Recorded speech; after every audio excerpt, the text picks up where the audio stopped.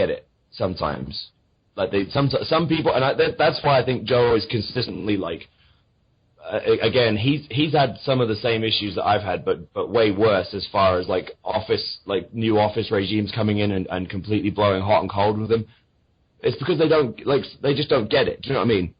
Because I think a lot of people look at Joe and they sort of go, well, you know, he does that Jap style, and you know what I mean, and all this kind of stuff that gets thrown around that's completely ignorant when it comes to Joe. And like the reality of it is that he's so safe and so good and so over, and like. I've always said this about Joe. You could, anywhere we go in the world, you could go to Europe, America, Japan, you know, the Middle East, like whatever, and Joe will consistently get one of the top 2 or 3 reactions show. And for sure, yeah. That to me is like that's a good worker. Like that's a great exactly. Like not like whether or not he fits your mold of like what a wrestler's supposed to look like or what a wrestler's supposed to do, or you know what I mean, and you know, and like. He's another one who, like, whenever I'm in there with him, like, you just know that you know where he's going to be, you know he's going to be in the right place, and you know that he's going to demand a standard out of you. What is it with offices in wrestling backstage where clearly a guy is so over, the crowd want them, you can see money written all over people, yet they give people the people they don't want to see particularly? I think it comes down to, I think more than anything, whenever you see a situation like that, normally it's probably more to it than meets the eye. You know what I mean? And there's obviously every sort of individual situation is different, but most of the time it's ego. Like it's a situation where the office, they make these bold sort of predictions, if you like, or these statements like, this is going to be our next guy. You know, they don't make it public, but they say that internally within themselves. So then they go with it in order to fit, and sometimes it works, sometimes it doesn't. It's just sometimes the ego prevents them from pulling out when they should, you know, and certainly like when it comes, and you know, it's a real political sort of minefield because sometimes without even knowing it, you can be aligned with a certain person, you can be associated with.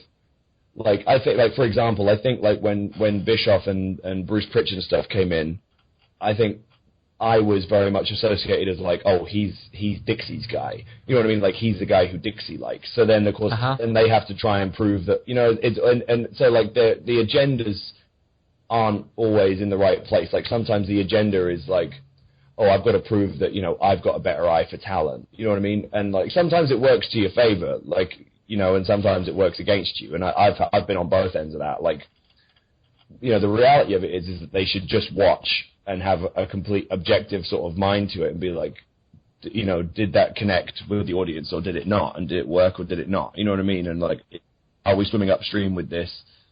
And if so, how can we make this so that, you know, everything with wrestling should flow in a logical sort of direction, I always find. You know, and like the reason that wrestling resonates so well worldwide to me is because you can't take like Breaking Bad, for example, which is phenomenally successful and like in terms of innovation of a television show, of an episodic format, unbelievable.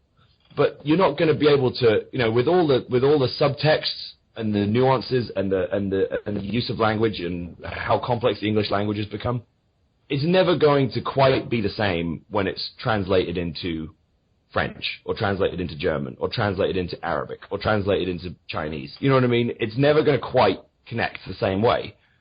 Whereas wrestling is very simplistic. It's like, you either want this guy to win or this guy to win, and here's what they're doing, and oh, look out, ref, he's something in his tights. You know what I mean? Or whatever. And it's like, that's why we're on TV in 100 and something countries, because you can look at it and go, okay, I get what's happening here.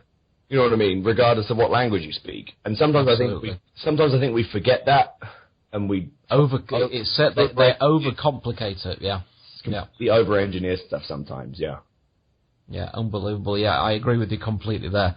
So the big push did finally come, Nick. When did everything start to come together?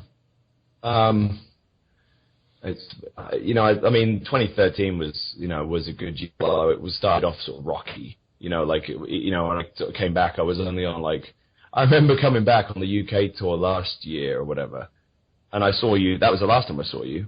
It was. And you I'm amazed you haven't brought this up yet, but I saw you in Nottingham. Yeah, you did. Yeah, we'll speak about this because I was correct, wasn't I? I saw you in Nottingham, and then when we left, you said, "I'll see you next year. This time next year, you'll come back with the strap." And I was like, "Oh, whatever, like get out of here." And then that damn Stevie Knight. I'm always right. But yeah, like even on that, like I was only used on 2 of the 4 TVs and and stuff like that, and it was like, and I just sort of went, I don't get it, and I got to that point where I was just like, okay, whatever, like I'm just gonna smile and nod and accept what's happening. And then the BFG series my contract came up, we renegotiated, came down to the wire, re-signed, and God bless Scott Demore, my agent.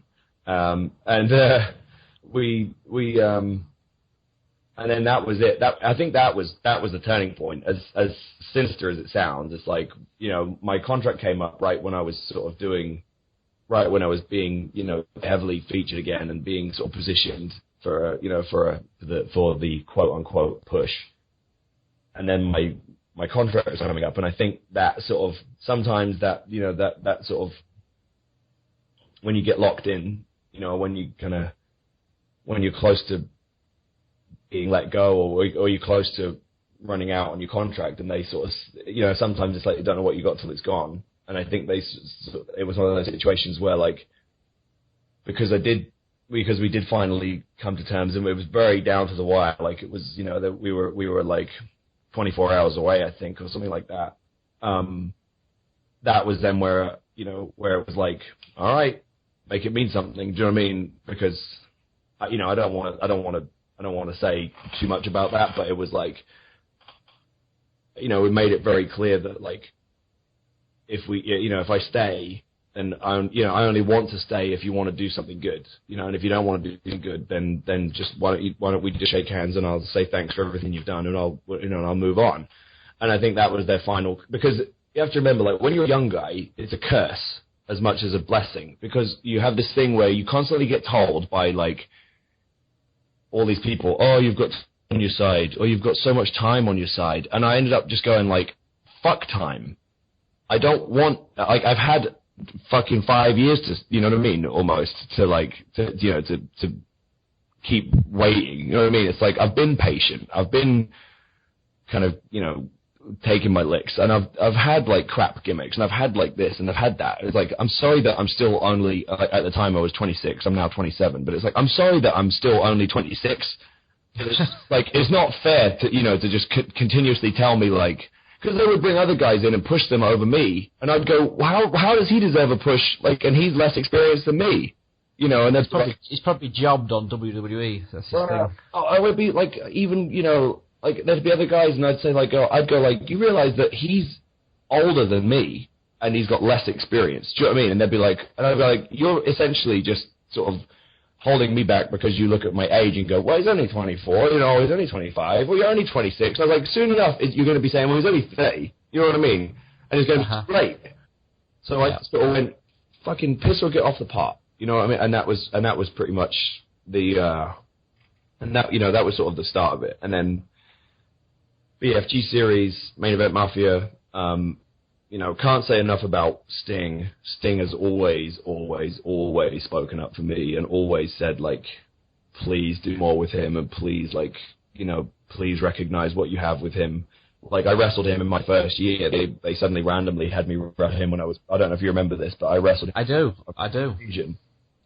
And I was like, what the hell? Like, I showed up. I remember showing up and like, or actually, I was on the plane. I was on the plane getting ready to go to TV. And back then sometimes they would email you, like, the format. So they would email you the at least the rundown and stuff.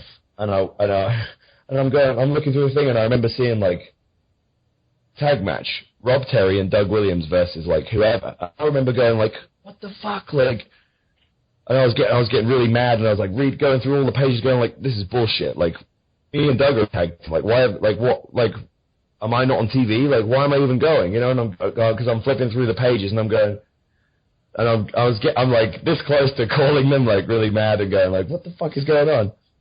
Because I'm thinking, well, as we're getting to the main event, that won't be me. And then I get to the last page and it's like Magnus v Sting, and I just like went, what is happening?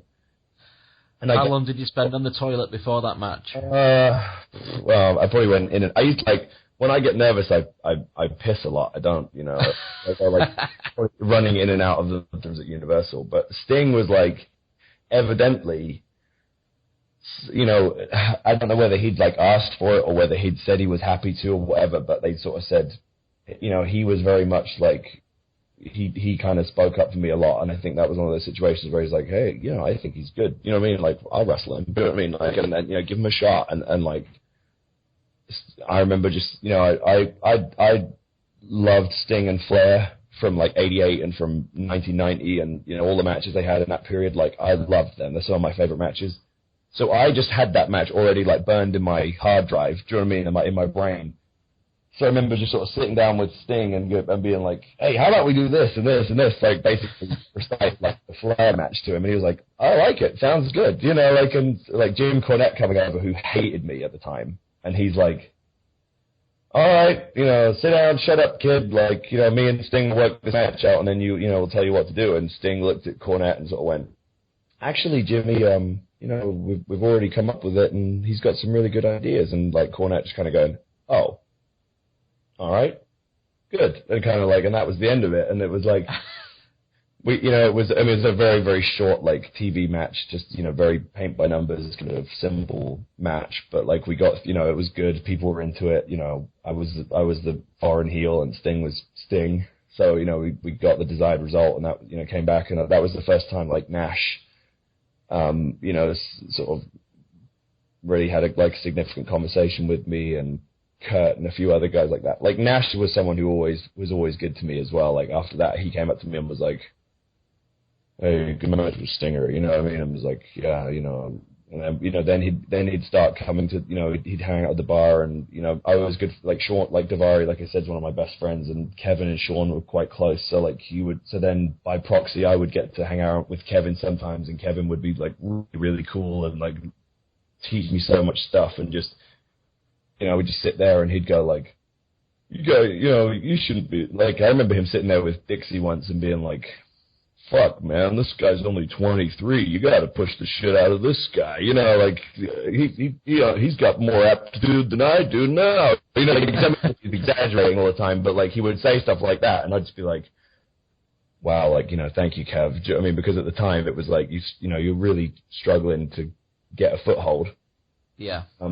And it was, but yeah, like, by last year, it was like, I was just rolling, and I was, like, confident in myself, and, you know, and because of all the different changes of talent and regime and stuff, like, with the exception of the sort of the TNA originals, you know, the sort of, that kind of solid kind of crew that were there from the beginning, like, I was actually one of the guys who'd been there longer, you know what I mean? Like, by the time, you know, and that was, I think that sort of kept up on him, where they sort of looked at it and went, yeah, actually, he's been here quite some time now, and you know, and he's survived and he's stuck through it. So like, maybe we should, you know, and I think that was, you know, and people like AJ and Joe and stuff like that all spoke up for me as well. So it was just, you know, it was just time was right. It was just like, it was just one of those things.